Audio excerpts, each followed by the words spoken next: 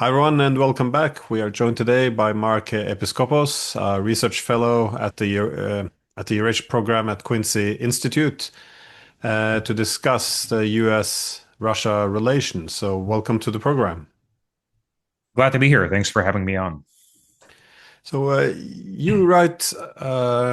written lately some articles about the possibility for a peace agreement, but also normalizing relations between the United States and Russia, which is obviously of great importance for both sides as the world becomes multipolar. And I would argue it's better for the world overall as well. Uh, but it does seem that the window of opportunity for a peaceful agreement to end the Ukraine war and also normalizing relations between the United States and Russia appears to be closing. Now, I'm growing more pessimistic as it appears that the war will uh, likely end by either the collapse of the Ukrainian military or the collapse of the Ukrainian military establishment, which I would expect would result in a very ugly peace. So I'm happy to see that there's some optimism coming from people like yourself, George Beebe, and others at your great think tank. But I'm also therefore interested in what kind of ideas are out there to bridge this huge gap between the expectations for what a peace actually requires, as we now see the talk of a ceasefire, how far apart the different sides actually are. So I guess a good place to start would be, what do you see being required in a peace agreement? I mean, what do the different sides fear and what do they want? Well, thanks, Glenn. It's a difficult and multi-layered process that I think has been reduced, unfortunately, by many people looking at this, and some of them I think are well-meaning, genuine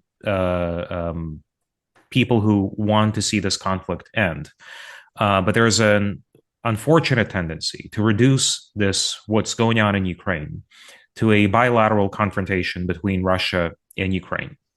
And if you proceed from that premise, that this is really a war between Russia and Ukraine, where they're fighting each other, and it would be better if the fighting stopped, uh, you end up missing a big piece of the overall puzzle. Because, yes, this is a bilateral war between Russia and Ukraine, but there is also a sense in which this is a confrontation between Russia and the West that is unfolding on Ukrainian soil. And my view has always been that both of these prongs have to be addressed simultaneously in order for us to end up with a durable, meaningful peace settlement. That certainly doesn't mean throwing Ukraine under the bus. And I think everyone is invested in in helping Ukraine get the best deal possible. At the same time, we have to be realistic about where things are, about the battlefield conditions, about the difficult situation Ukraine finds itself in. Russia is winning on the battlefield.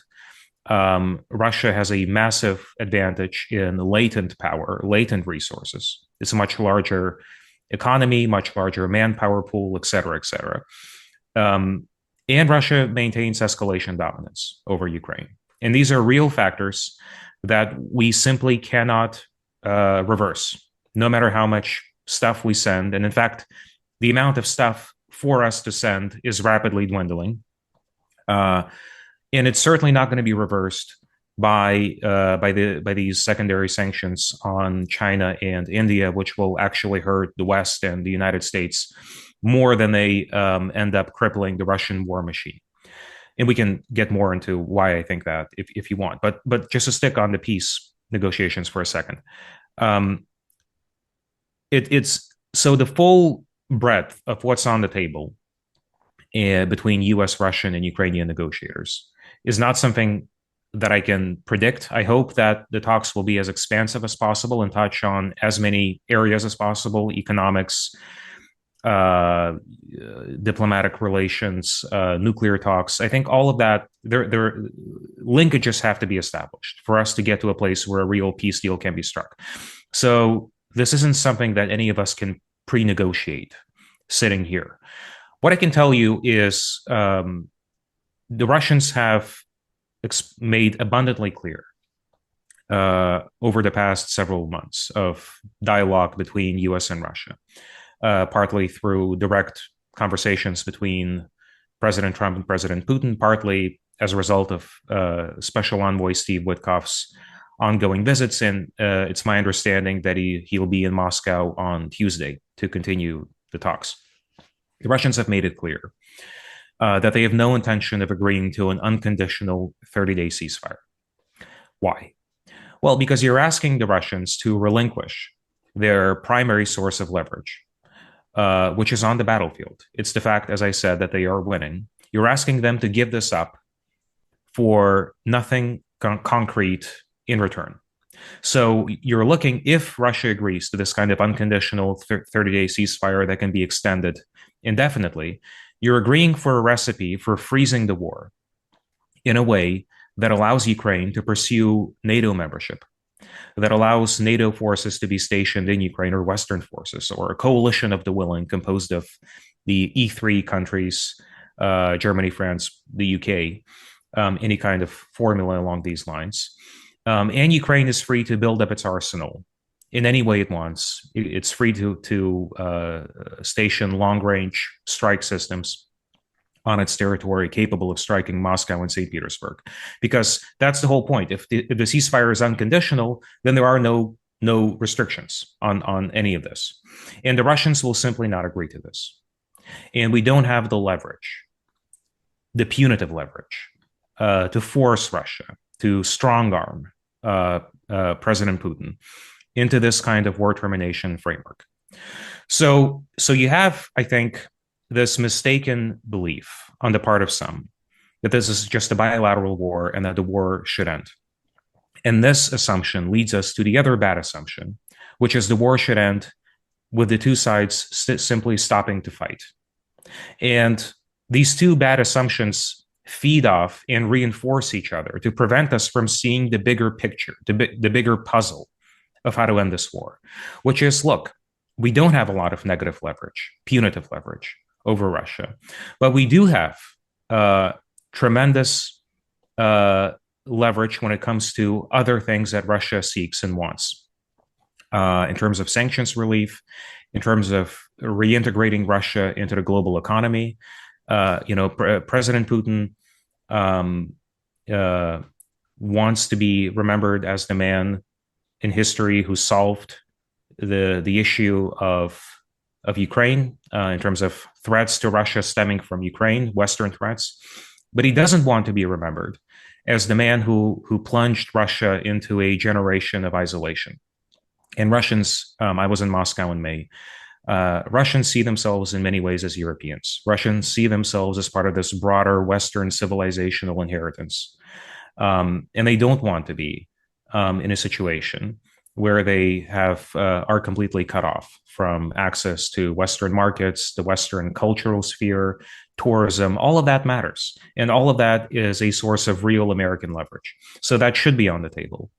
And then nuclear questions, strategic stability, the architecture of the arms control agreements set up after the end of the Cold War has largely whittled down and dissolved into nothing over the past several decades. And I think it's in our mutual interests to restart some kind of a productive dialogue on restoring strategic stability in Europe, but also more broadly. And then there are lots of other potential areas. The Middle East, Russia is the only major player in the Middle East that maintains a relatively good relationship with all the other actors in the region. The Arab states, Iran, and Israel. Russia-Israel relations are actually pretty good. And that is, Russia is in a position to be a really constructive player when it comes to the larger U.S. aim of preventing Iran from developing nuclear weapons. Cooperation in the Arctic, really, I mean, the opportunities are myriad and potentially attractive to both sides. And so all of that should be on the table when we talk about how to end this war. Because Russia has very little reason to stop if the only issues being discussed are deconfliction and delimitation in Ukraine, the territorial question, and all the other questions stemming from the territorial question. Because if that's the only set of issues on the table, well, then there's little we can give Russia that Russia cannot take by force. If the war goes on another half year, year and a half, depending on how much stuff we send, certainly Ukraine is on a trajectory of military collapse. And then Russia will be free to impose some kind of a capitulation scenario, which no one wants, not Ukraine, not the West. And actually, and this is a little provocative, but I think this kind of scenario of Ukrainian capitulation would create a lot of headaches for Russia, because Russia doesn't want to conquer all of Ukraine, to annex Ukraine. This would present lots of headaches, lots of challenges in terms of Russia's relations with NATO's eastern flank, potential for escalatory spirals with Poland and the Baltic states. It would lead to an ugly situation for everyone. And so actually, it would be in Russia's interest as well for the war to stop before that happens, before we get to that capitulation scenario. And the only way for us to get there, Glenn, is to have a wide-ranging discussion, part of which involves Ukraine, but not all of it, because certainly Ukraine doesn't necessarily have to be present for talks on nuclear stability between the United States and Russia. That's a bilateral issue between Russia and the United States. Wide-ranging talks to come up with a framework deal for rules of the game for how the US and Russia compete, but also cooperate in areas of mutual concern. And Ukraine should be one of those issues, but it should not be the main, the only, and the existential issue. Because if we focus everything on that, on ending the war, then the talks will break down because there is simply little we can offer. So, but it's the old Eisenhower dictum. The President Eisenhower said, if you can't problem, make it bigger. And the way to make this problem bigger is to expand the set of issues between the US and Russia. And that way, you create real incentives for Russia to play ball and for us to come to some sort of a deal. And that's a long-winded way of getting to the heart of your question, which is what can this agreement actually look like? Again, no one can pre-negotiate this because it depends on all the linkages that we create in other areas. Certainly, one does not have to listen to the Russians very long or very hard to realize that they care seriously about the issue of threats stemming to Russia from Ukraine or from Ukrainian territory. So how do we handle this issue? Well, the first set of agreements that I think has to be struck is over Ukrainian neutrality and non-bloc status. So NATO, Ukraine cannot pursue NATO membership. And actually, that is something that we conceded very early on. Defense Secretary Pete Hegseth said this at the outset, but putting it down on paper is important. And NATO forces cannot be in Ukraine. Because certainly, and actually President Putin has mentioned this many times, Ukraine doesn't have to be a NATO member in order to host NATO forces on its territory. And that too is unacceptable to Russia. And that too has to be addressed as part of a broader framework deal. So Ukraine cannot be in NATO and NATO cannot be in Ukraine. I think that has to be the bedrock element of any stable, durable deal. Certainly, we should not offer this unilaterally without getting anything in return. And at this point, the only real major victory that Ukraine can secure from this awful tragedy that has drawn on for 3.5 years now is a pathway to EU membership. And Russia previously has signaled that they are open to this. As part of the 2022 Istanbul talks, Russia explicitly said that it has no objections to Ukraine pursuing EU membership. Russian rhetoric on this has hardened lately in the past several months, I would say. But still, I think the window has not closed. And that is something we should secure as a concession from Russia. As part of this neutrality framework, this Austrian state treaty model that we're looking at for Ukraine. So that's the question on military alliances. And by the way, I should hasten to add, all we're saying is Ukraine should have a path to EU membership. Whether or not or when Ukraine becomes an EU member is, of course, a question between Ukraine and the European Union. And there's a whole book on guidelines and regulations called the Acquis Communautaire that you have to follow. It's very complex. And Ukraine, as far as I can tell, is very far from meeting all of these qualifications. But that, again, should be something between Ukraine and the European Union. And Russia simply should say that it has no objections to Ukraine pursuing this European path. Then the other element is the question of security guarantees.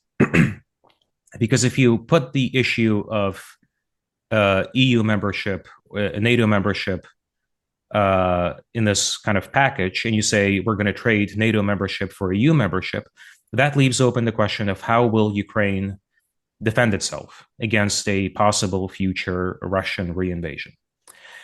And here it's very difficult because we're presented with this kind of classic security dilemma in international relations, where anything Ukraine does to develop a deterrent against Russia will be perceived as a potentially aggressive move by Russia.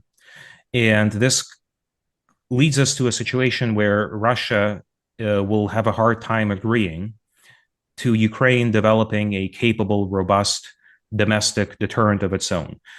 This is why Europeans talk a lot about the steel porcupine model for Ukrainian deterrence. I'm very skeptical that the Russians would agree to that. And creative solutions are needed to break this logjam. Now, certainly, drones are a major part of how this war has been waged.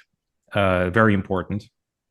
And I think the Russians understand that you can build drones in your garage, you can buy drones off Alibaba. There's really no way of regulating the how many drones Ukraine has. So that is a huge benefit to Ukraine. And then there's defensive weaponry like mines that I'm sure Ukraine will invest heavily in, especially in the possible areas of Russian advance in the northeast and the east, and perhaps parts of the southeast. But that leaves open the question of heavy weapon systems, main battle tanks, fighter jets, air defense systems, missile systems, all of that.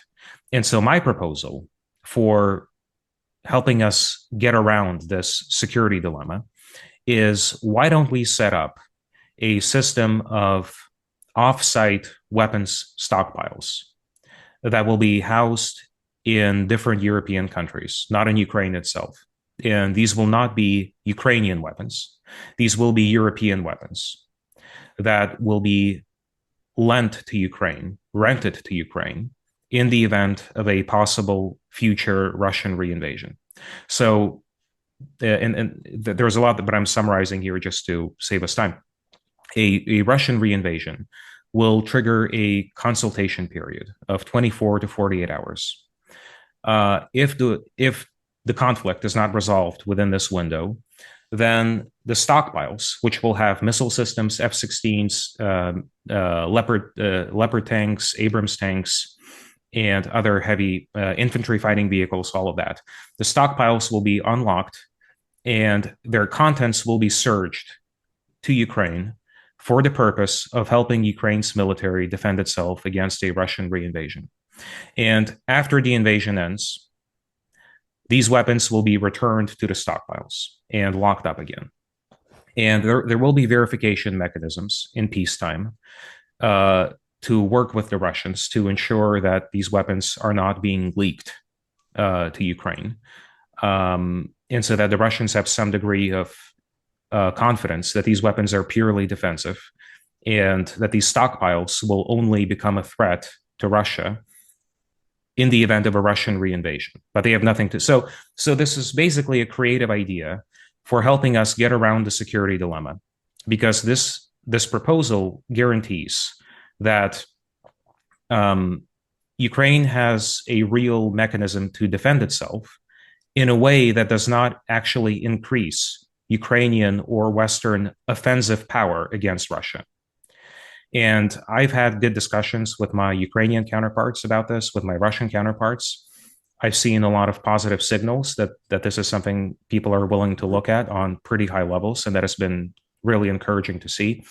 But that's the kind of creative thinking that will help us get out of the security dilemma and provide Ukraine with reasonable assurances about being able to defend itself while also addressing Russia's concerns, which Russia certainly is in a position to enforce, right? We don't have to agree with Russia's threat perceptions, but Russia nonetheless has something that amounts to veto power over a lot of what Ukraine can do in a post war setting, simply because of the power dynamics between Russia and Ukraine. So that to me is are sort of the main elements of an agreement. And then there's a lot more about how do you monitor a ceasefire? How do you enforce a ceasefire? Is there a role for the UN or for other multilateral institutions? All of that I think is secondary to the main issue, which is the security issue and the territorial issue, which is also very difficult. And I'd be happy to get into that as well.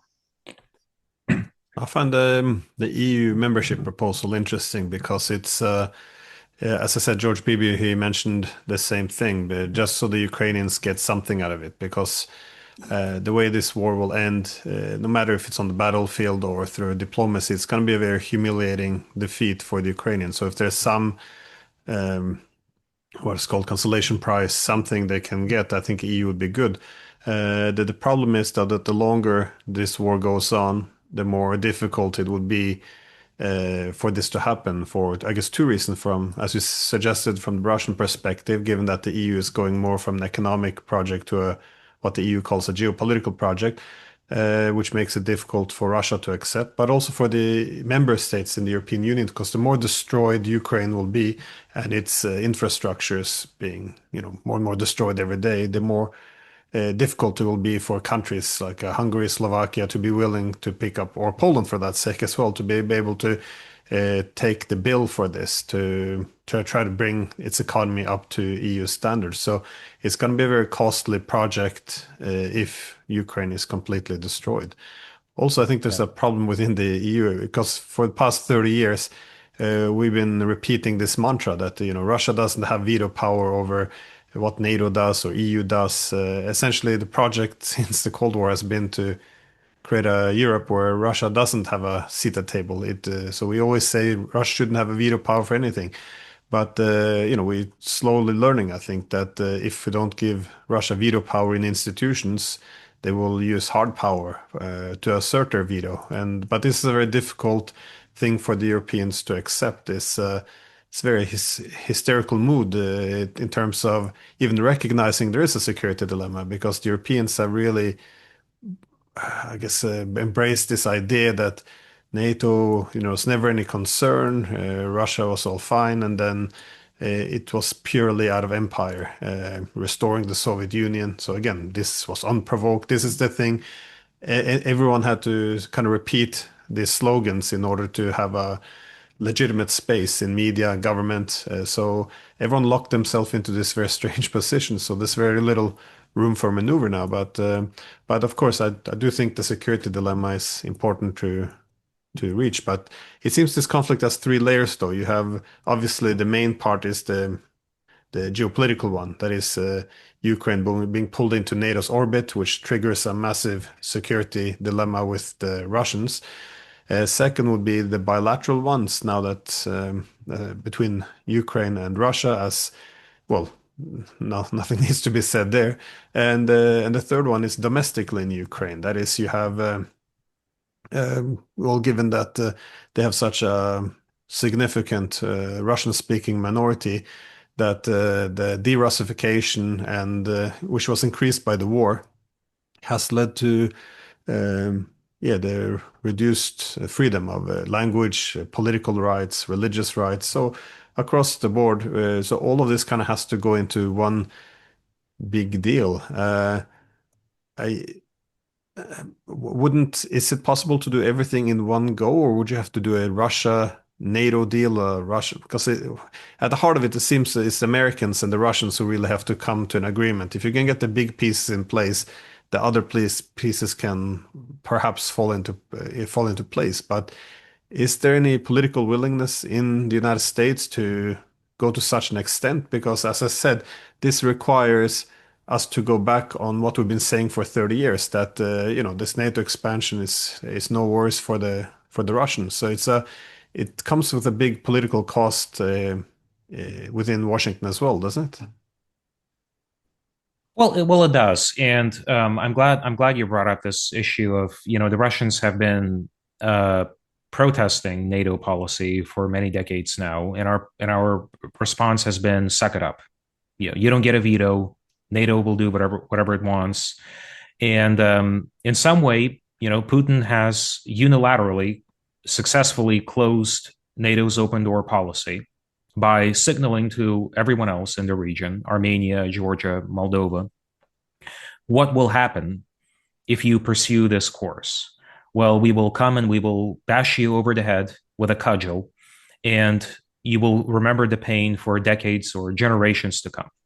And that is a solution, albeit a rather inelegant one, to this issue of NATO expansion. Now, the issue is what happens after Putin? Right, this threat of Russian force is relevant and salient in the current political context, but what happens in the coming decades if or when the political landscape in Russia changes? So I think Russia still has an interest in, despite obviously using its coercive power to deter its neighboring countries from pursuing integration in Western security structures, I think Russia has an interest in coming to some kind of an understanding with NATO itself and with the US itself about this question, about NATO expansion, and about the broader set of rules, the rules of the game for how relations between Russia and the West are to be arranged, not just over the coming year, but over the coming decades. And I think the Russians have a real interest in engaging productively with us, with the United States on this.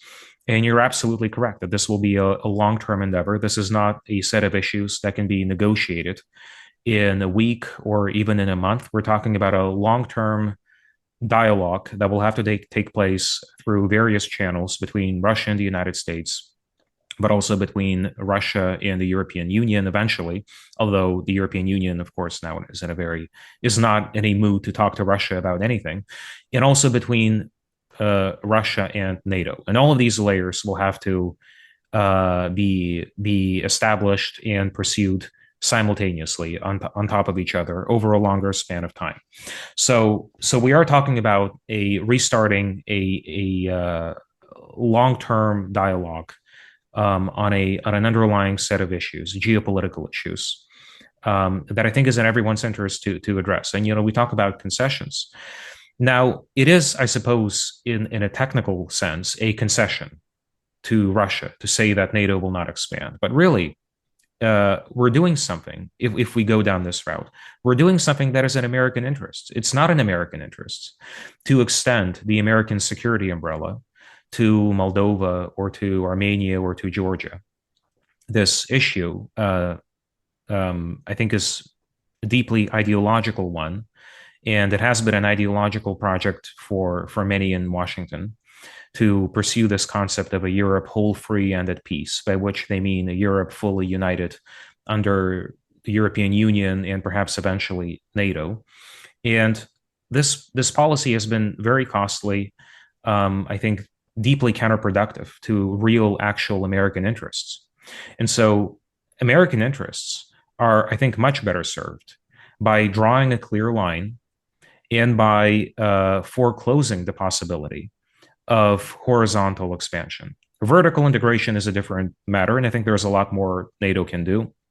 And we can talk about the Europeanization of European defense and Europe being able to play more of an autonomous role in defending itself. But in terms of horizontal expansion, this region is really not vital to American interests, as the Indo-Pacific is, or even as parts of the Middle East are.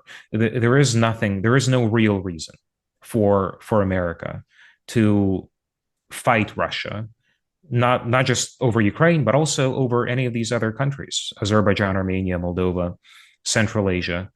And it's first and foremost in American interests to come up with a different way of engaging the region.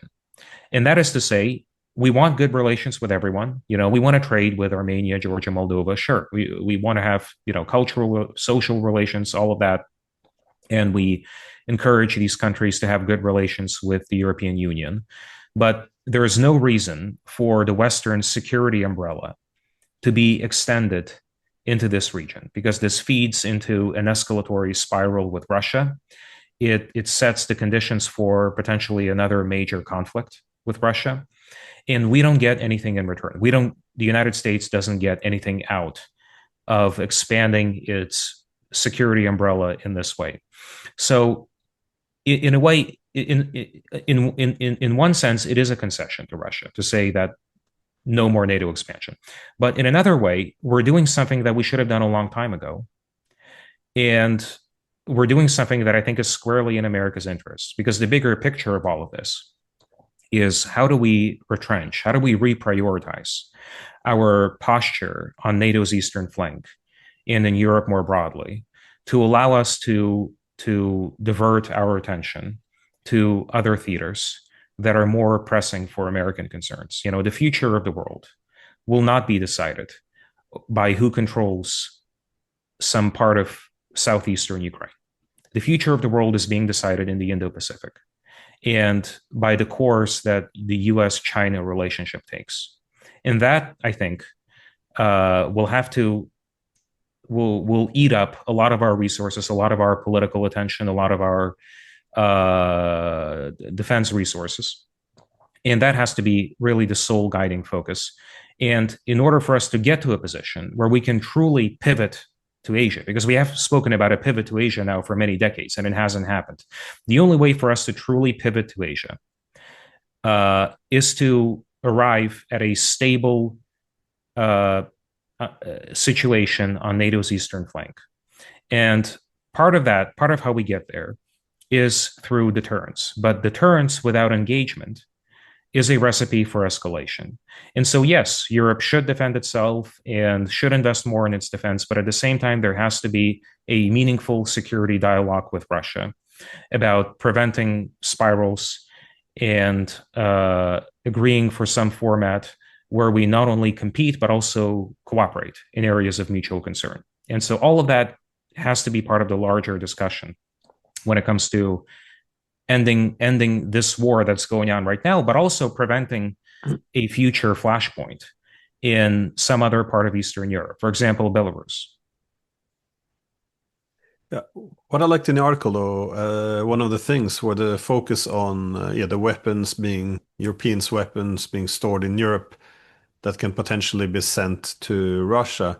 Again, it's not a perfect solution, but it does remove some of the problems and pains, especially for Russia.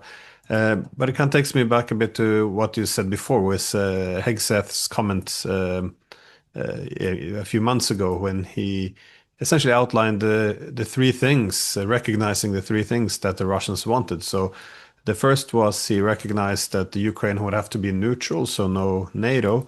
Again, this could be difficult to get political support for, but and also what neutrality entails, because I think what we've seen since 2014, or at least also what I think conclusion the Bush administration had in 2008, when the Europeans didn't want to push the membership action plan, was it doesn't have to be either or. You can do this incremental pulling in Ukraine into the NATO orbit, becoming a de facto member of NATO before the formality becomes a much smaller commitment, or a little speed bump.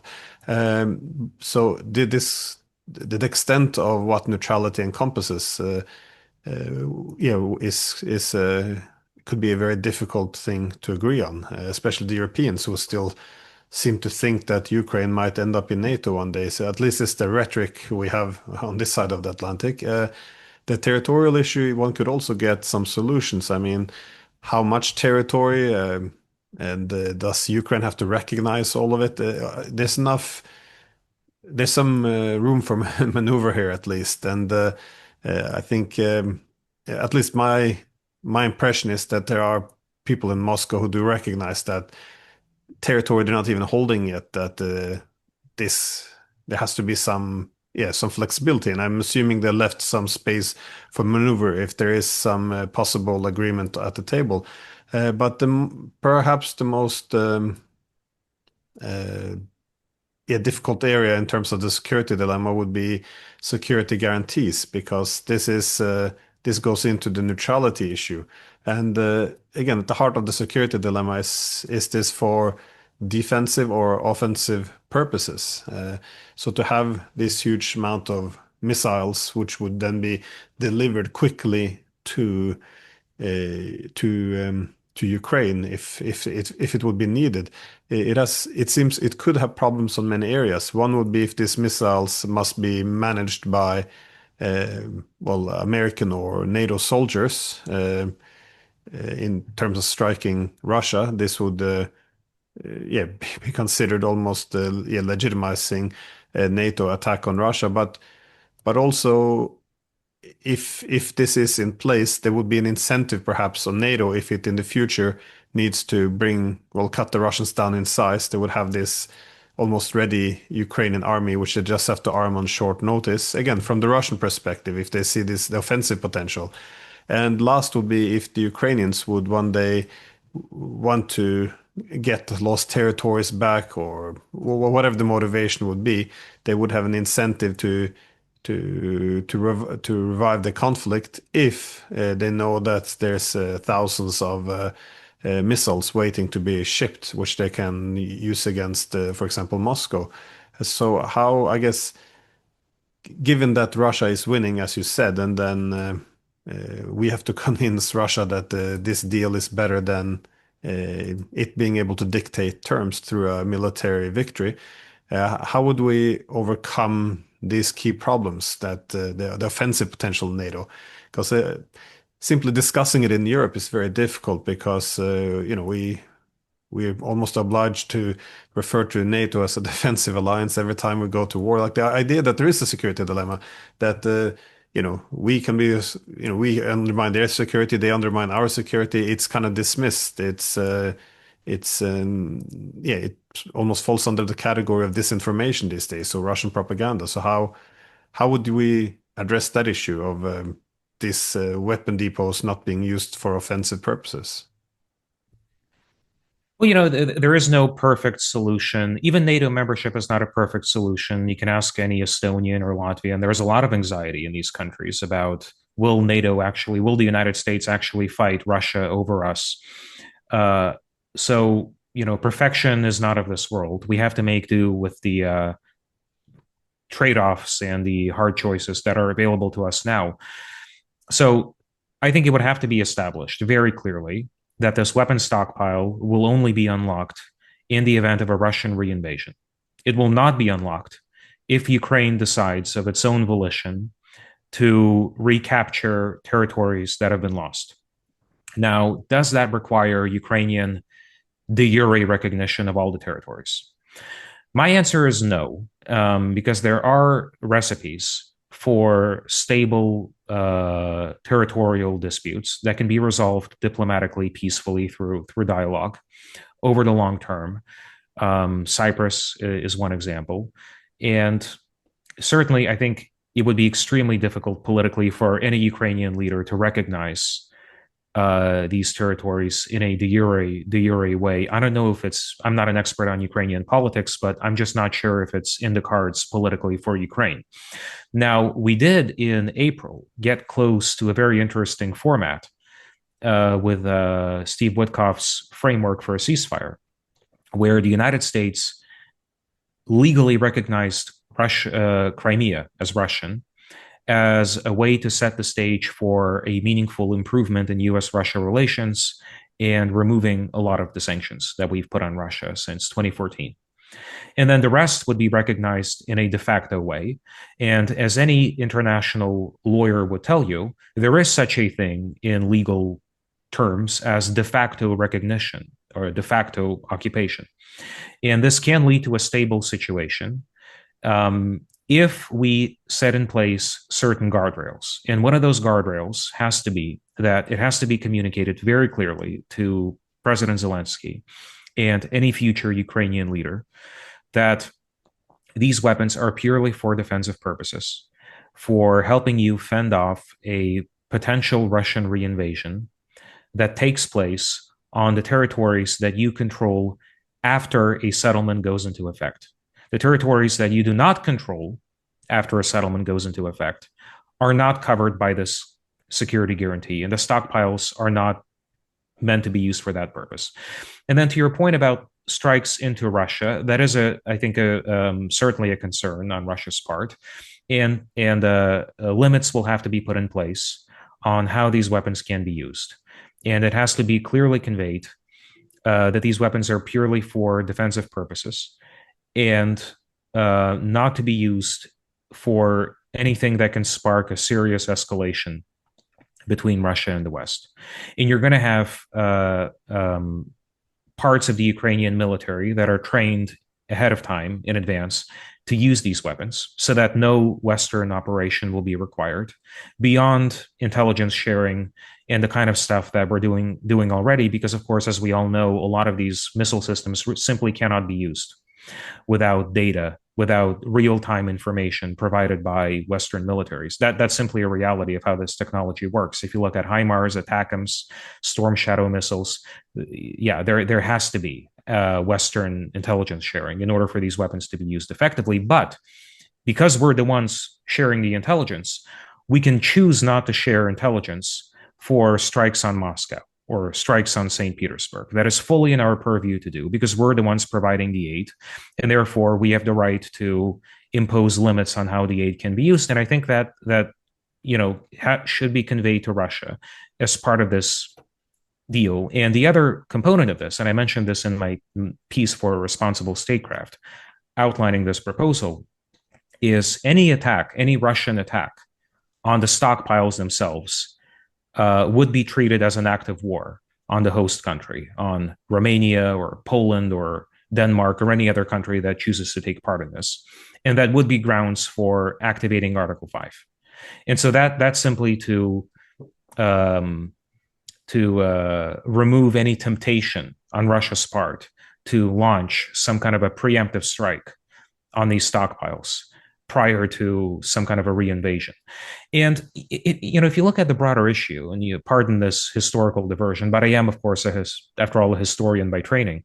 If you look at the Minsk agreements in 2014 and 2015, it's very interesting to me that these agreements were basically imposed at the barrel of a Russian gun. Russia had huge advantages and was free to really impose any terms it wanted.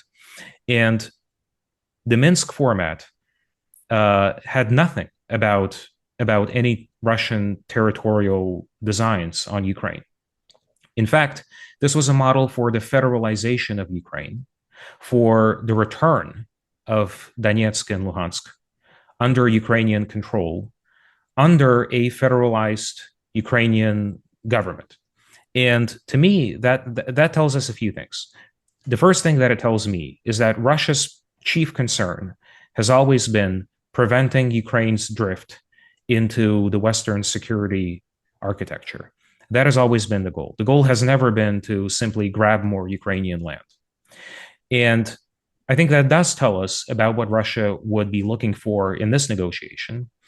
And it should be a signal to US negotiators, to the White House, that this focus on territory, to the extent that the White House is focused on territory as the only major issue, I think this focus is misplaced. And we instead have to look at the broader security questions that got us to this point, that got us to this point of acute crisis between Russia and the West.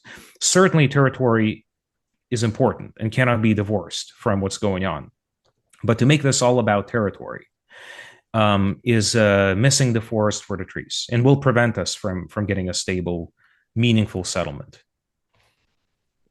No, I agree. I think, yeah, viewing the territory as the cause rather than the symptom or the consequence of this war is definitely a mistake. And It's interesting though if the weapons are placed in Europe, it could be sold to Ukraine as actually being beneficial, and as they would be better defended, as they would be out of reach for Russia, or at least the cost for Russia of knocking out Ukrainian weapons in Europe would be much higher than it would be um, knocking them out in Ukraine in terms of possibly triggering Article 5. Uh, but but but on the other hand, one also I don't know if I can imagine if there was a direct war between the United States and Mexico, and the peace agreement would entail um, Russia and China promising to pump a lot of weapons into Mexico, missiles to strike Washington if conflict would be revived again. It would be hard to imagine it being acceptable to the US, especially if the US was winning the war. Again, it's not a perfect example, but again, I guess as you began saying, there is no perfect solution here. But I think similarly, the Russian demand that the Ukraine completely demilitarize, build down its army, and makes itself completely defenseless. I think at some level they also have to recognize that there is a security dilemma now. That yes, perhaps the dilemma is triggered by NATO moving east, but now obviously Ukraine has every reason in the world to be very fearful of Russia, and if there is no weapons, no security, then it might bring some very ugly political forces into power in Kiev as well. So um, I guess yeah, the Russians would have to give something as well. I did want to ask though about the Europeans, because you focus on the United States, Ukraine, and Russia as I guess the three most important parts of this conflict. But in Europe, the the willingness to end the war is well, there's very little willingness, and as you suggested, America would like this war to end so it can refocus on Asia. But here in Europe, I get the impression that we don't want the war to end for that exact same reason. If the war ends, America leaves Ukraine, it also leaves Europe, and I think the continuation of this war is a way of anchoring the United States into the continent. Indeed, the recent uh, disaster of a trade agreement would also, by EU's own admission, not have gone through if it wasn't for the security issue. They say it's not an economic issue. We need to link the Americans in Europe, make sure they don't leave. Now, I think this is yeah, a foolish thing to attempt. America will have to pursue its own interest, and its interest in Europe is simply not the priority it used to be. But how do you see the European role in this? Because they don't want America to go to the extent that we're willing to continue and prolong the war. Well, look, I think the crisis in Ukraine is inextricably linked to our broader posture in Europe, and you're absolutely right that the Europeans are using this as a kind of hook to keep us in Europe, which I think is actually short-sighted on their part and foolish, because uh, they should be investing in their own defense. They should be building up their own capabilities.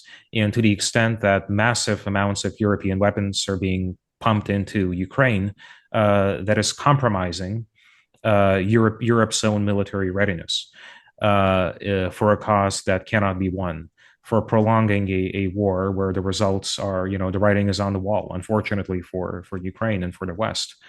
Uh, so there has to be a carrot and stick approach in the way we deal with Europe, I think. We have to reassure the Europeans that we're not completely pulling out, that the American nuclear umbrella will remain over Europe. And that is a big part of Article 5, right? The American nuclear weapons. We do want the Europeans to spend more on their defense, but that can be done in conjunction with American companies. There can be joint investments. There can be mutually beneficial projects for helping the Europeans develop some kind of an autonomous capability. But tying all of this, linking all of this to some vision for Ukrainian victory, the way that unfortunately many Europeans have done, I think is deeply counterproductive. And I think we should convey quite strongly, and I think I hope that this is being conveyed, that Europe is not going to get what it wants from us by prolonging this conflict. And my own view, and I know there are differing approaches to this. My own view is the Europeans are certainly trying to prolong the conflict. That's abundantly clear from all the rhetoric we've seen up to this point, and the continued European commitment to President Biden's "as long as it takes" mantra. You still hear European leaders repeating "as long as it takes," this awful, meaningless phrase that actually is really cruel to Ukraine, because we've never specified as long as it takes to do what. And Ukraine is being bled white, is being robbed of a future, of the possibility of being a prosperous, flourishing, sovereign country in a post-war setting by cynical European politicians who see it as in their interests for the war to go on another year, another month, another week. And that, I think, has to be called out and has to be condemned very strongly. Now, we have to, I think, provide Europeans with reasonable assurances that Europe remains an important security partner, that the Article 5 guarantee remains rock solid. We're not reneging on the core commitments of Article 5, although, I mean, Article 5 itself there are nuances here that I think should have to be looked at. But nevertheless, at the same time, in my view, Europe's ability to really sabotage a settlement, if there is a settlement on the table between Russia, the United States, and Ukraine, is very limited. Because as we've seen over the past few weeks with these negotiations over tariffs between President Trump and Ursula von der Leyen, we have colossal leverage over Europe. And Europe has very little leverage over us. By us, I mean the United States.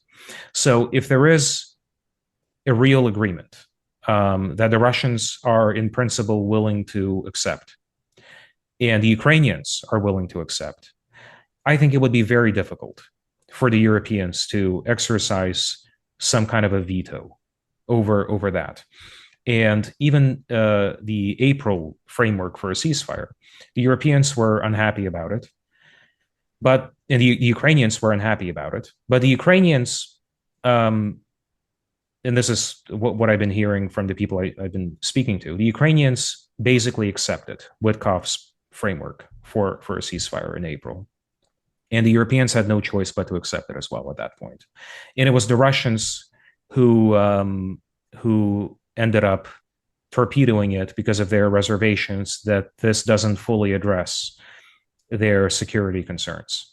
So I share this in order to impress that, yes, the Europeans are an actor in this equation. Really, we're not talking about a triangle. We're not talking about Russia, US, Ukraine. We're talking about Russia, US, Ukraine, and Europe. Of course, this conflict is unfolding in Europe. But Europe's ability to influence the terms of war termination is really not significant. And if we get serious about engaging the Russians and the Ukrainians in working out a meaningful, substantial compromise in the way that I and many of my colleagues have described, then the Europeans will be presented with a fait accompli that would be very difficult for them to reject. So I'm not discounting Europe's ability to be an obstructive actor, but I also worry about us hiding behind Europe as the reason for why a settlement hasn't happened. The 30-day unconditional ceasefire was proposed by us. It wasn't proposed by the Europeans. This was our idea. And we shoulder a large share of I don't want to say the blame, because President Trump has done a lot to end this war, but certainly that approach has proven to be unproductive. And the ball is in our court. We can't hide behind European obstructionism as a reason for why the negotiations have stalled. We have all the tools, I believe, we have all the tools at our disposal, we as in the United States, to effect a meaningful, viable settlement. And I hope we redouble our efforts in this window that we have. And I think the window is shrinking, by the way, in this window that we have to get this war settled. Yeah, I think it's possible, and I think it's not only in American interests, it's actually in European interests, even if they don't realize it. And just one last point, Europe has suffered economically on a colossal scale as a result of this war, and the full damage to European economies since 2022, I think, still has not been fully understood by Americans, because it's difficult for us from across the Atlantic to understand just how sharply European, British, German, French standards of living have fallen, how bad the inflation has been, how far the prices have risen, and the energy issue to me is at the heart of it. The United States has an interest in selling Europe our LNG. We have an interest in exporting more energy to Europe, and Trump has been very clear about that. But the reality is, we simply don't have enough energy to service Europe's energy needs. Europe is a huge market, and Europe has no other buyer to make up the massive windfall left by Russia, because Azerbaijan, none of these countries can supply Europe with the energy it needs to continue growing its economy and to continue being a productive economic actor. So I think part of the settlement has to be, and this is again purely in European interests, some kind of a reset of energy relations between Russia and Europe. The Germans have been working furiously to block Nord Stream 2, to make it impossible for Nord Stream 2 to be restarted. I think that is a very short-sighted and unwise move. And, we can't be more Europeans than the European. If the Europeans want to pursue this kind of self-destructive path, then in some sense, there is little we can do. But I proposed, and I was one of the first people to propose this a long time ago, I proposed this back during the Biden administration. Why don't we simply buy Nord Stream 2? Why doesn't an American company simply buy a majority stake in Nord Stream 2? And so that way, you have Russian energy flowing into Europe, and an American company is making a profit off it. And so that way, we're not necessarily competing with Russia as a supplier of energy, but we're collaborating with Russia on a mutually beneficial economic venture that also is in Europe's interests. So if the Europeans are afraid of buying Russian energy for whatever reason, we have heard a lot of this talk about Russian energy blackmail, and I am personally quite skeptical of this as a concept. As far as I know, and correct me if I'm wrong, Gazprom has always been very good at upholding its contracts. And I haven't seen Russia weaponize energy in this way, at least not prior to 2022. But if the Europeans are uncomfortable with buying Russian energy, then let's work with the Russians on this mutual venture so that the Europeans are buying Russian energy from a US-owned pipeline between Russia and Europe. So there are all kinds of creative solutions for getting the Europeans out of this economic mess that they're in. And I hope that the Europeans work with us in pursuing this. Yeah, that might be a bit too optimistic. I had a debate here with our former foreign minister and defense minister, and the debate was supposed to be, I will say, suggesting we should restart diplomacy and not send weapons. She said we should not have diplomacy and send weapons, and there was no debate. It was just his hysterical outburst about how any diplomacy or any reduced shipment of weapons is propaganda and it's serving Russian cause. So they dug themselves very deep in the commitment to this war. So yeah, this might be yes, you suggested a good solution just to keep the Europeans away from the table, but still have them engaged in another way. But I guess isolate the ability to spoil. But you said that the Witkoff deal, it was the Ukrainians were more or less on board, but the Russians wanted more. I just had two questions around it. What was it that the Russians couldn't accept, or what was it that was missing for the Russians? And how did we end up going from that Witkoff deal to Washington now speaking of an unconditional ceasefire, which is, well, it was very obvious never going to be acceptable to the Russians. Now it doesn't deal at all with the underlying causes of this war. Yeah, those are very good questions.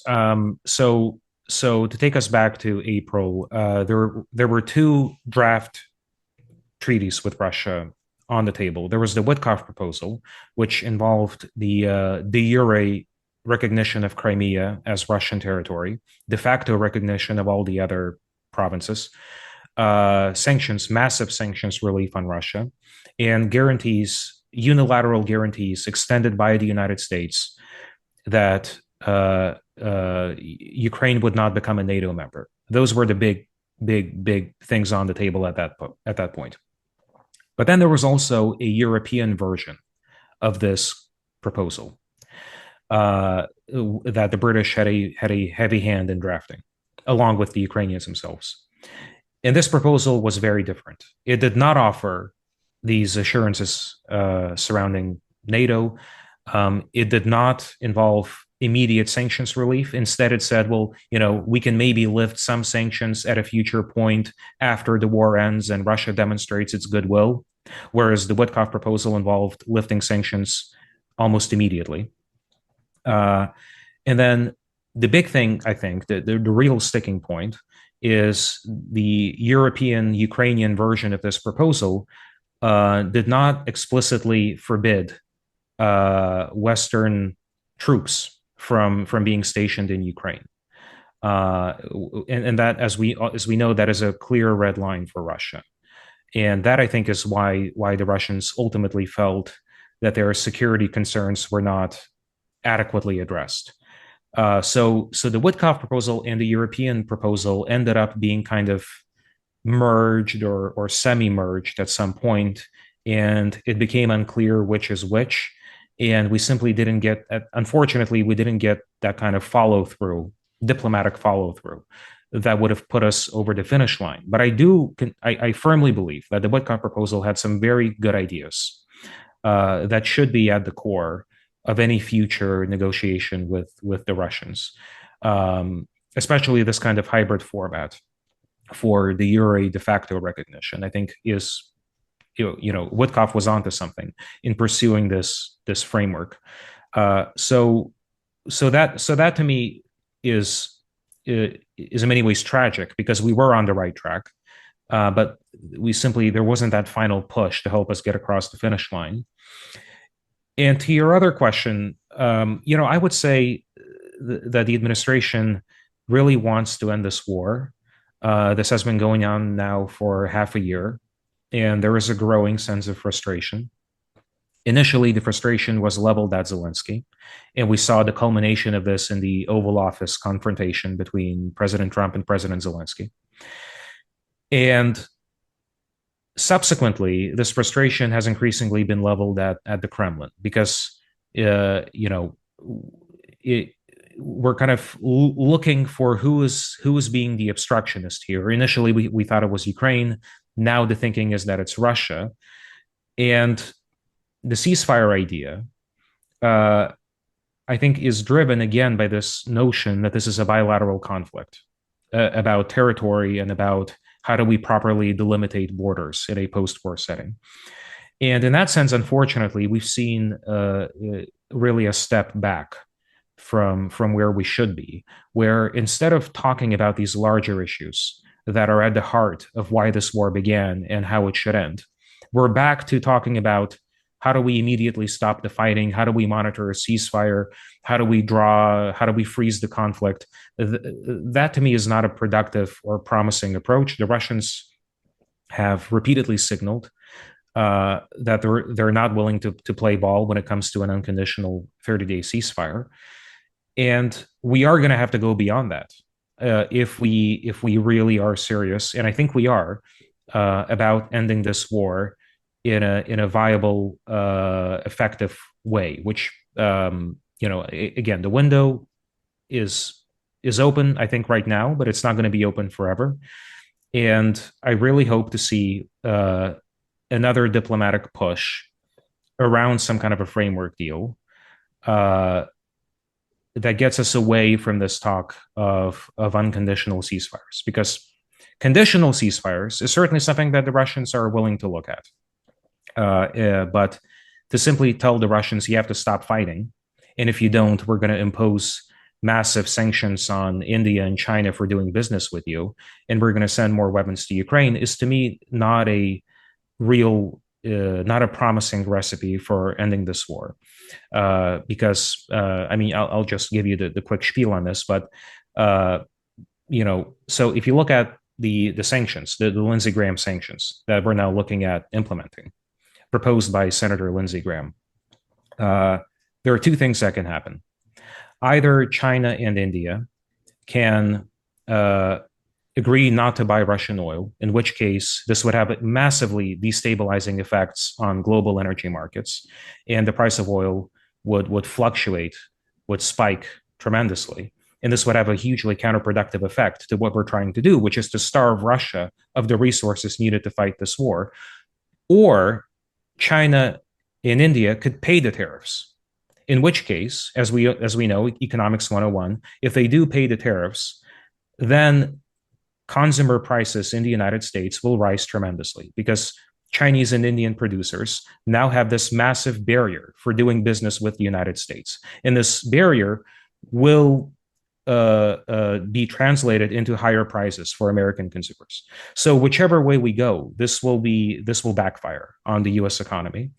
And it's my understanding that President Trump agrees with this, which is why the past several days, when asked about the sanctions, President Trump has said pretty explicitly that he does not believe the sanctions will be effective, but that we're kind of boxing ourselves in to doing something because we ourselves have imposed this deadline on Russia, and we've shortened the deadline now from 50 days to 10 to 12 days, and that's due to expire, I believe, on August 8 or something like that.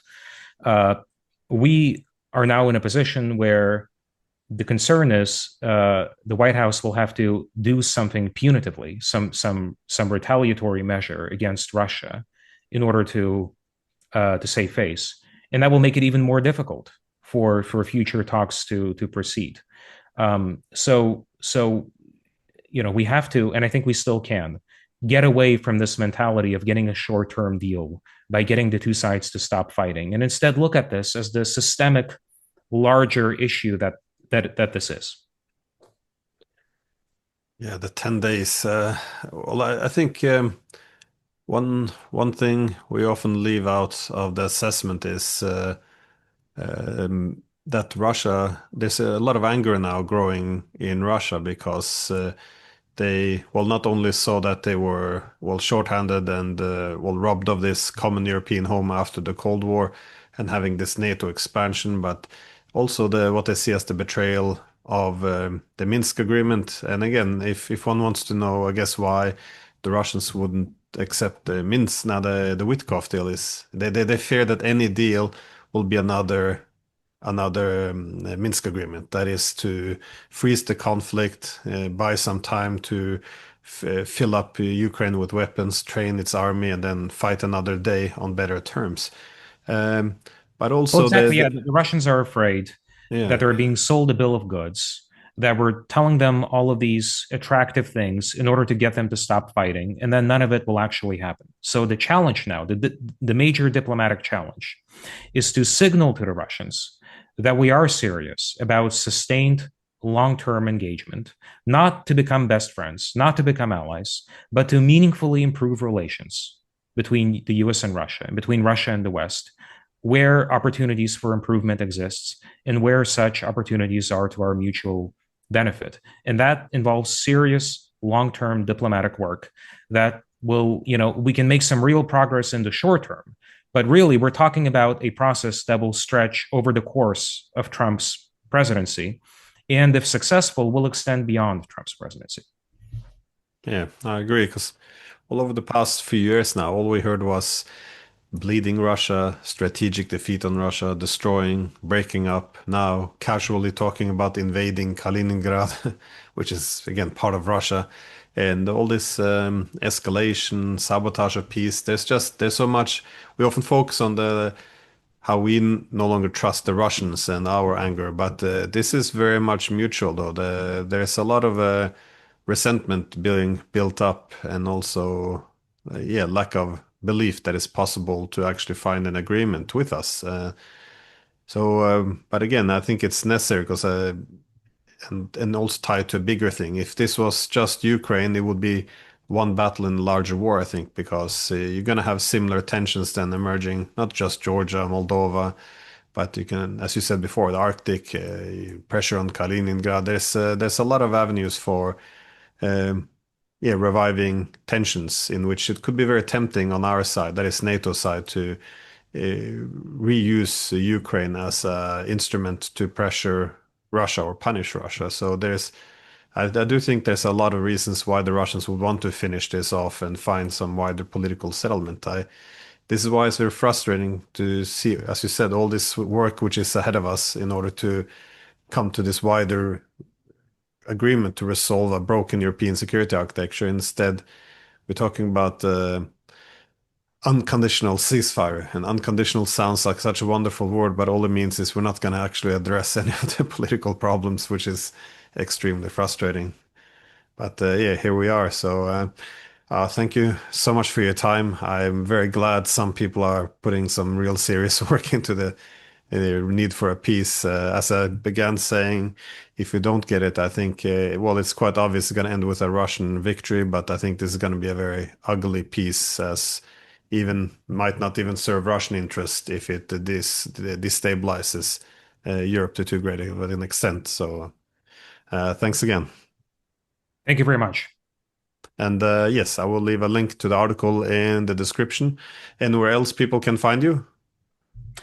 Well, you can find me on X just by searching my name. I write for Responsible Statecraft a lot. It's the Quincy Institute's publishing arm. And I also, you can find my work at the American Conservative and some other places where that feature me. Okay. Well, thanks again. Thank you.